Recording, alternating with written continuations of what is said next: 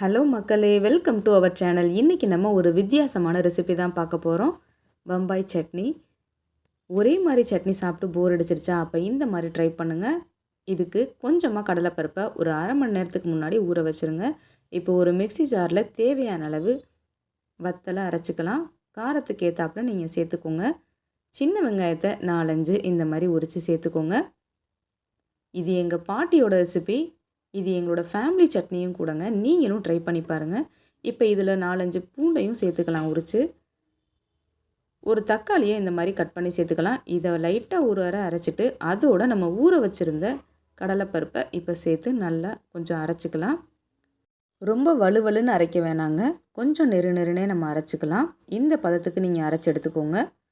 இது ஒரு 10 நிமிஷத்துலேயே நம்ம ரெடி பண்ணிடலாங்க இந்த சட்னியை.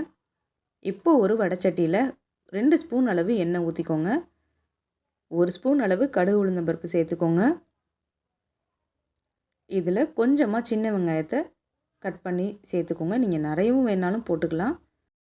வெங்காயத்தை நல்லா வதக்கி விட்டுட்டே இருங்க. பொன்னிறம் ஆகிற வரைக்கும் நல்லா வதக்கி விடுங்க. இது நல்லா வதங்க தான் டேஸ்ட் இருக்குங்க. இப்போ இதில் கொஞ்சமாக 1 ஸ்பூன் அளவு பெருங்காயத்தூள் சேர்த்துக்கலாம்.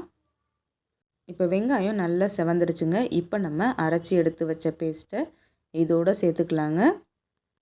அந்த மிக்ஸி ஜார்லேயே தண்ணியை நீங்கள் ஊற்றி நல்லா கழுவி அதோடு சேர்த்துக்கோங்க. தண்ணி நிறையவே ஊற்றிக்கலாங்க. இந்த மாதிரி உடனே பிடிச்சி அடுப்பை நீங்கள் சிம்மில் போட்டு நல்லா கிண்டி விட்டுட்டே இருங்கங்க. இல்லாட்டி அங்கங்கே கட்டி கட்டியாக சேர்ந்துடும். கை எடுக்காமல் நீங்கள் அப்படியே மிக்ஸ் பண்ணிக்கிட்டே இருக்கணும். இப்போ பாருங்கள், அங்கங்கே கீழே கெட்டியாகுது. இந்த டைமில் தான் நீங்கள் நல்லா மிக்ஸ் பண்ணி விட்டுக்கிட்டே இருக்கணும். தண்ணி நல்லா சேர்த்துக்கோங்க. இப்போ தேவையான அளவு உப்பு சேர்த்துக்கோங்க. இப்போ பார்த்தீங்களா, கீழே கெட்டியாக இருக்குது. அதை நல்லா மிக்ஸ் பண்ணி விடுங்க, கரைஞ்சிரும்.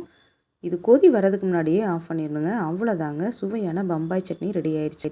நீங்களும் ட்ரை பண்ணி பாருங்கள். கமெண்ட் பாக்ஸில் கமெண்ட் பண்ணுங்கள். மறக்காமல் நம்ம சேனலை சப்ஸ்கிரைப் பண்ணி வச்சுக்கோங்க. தேங்க்ஸ் ஃபார் வாட்சிங்.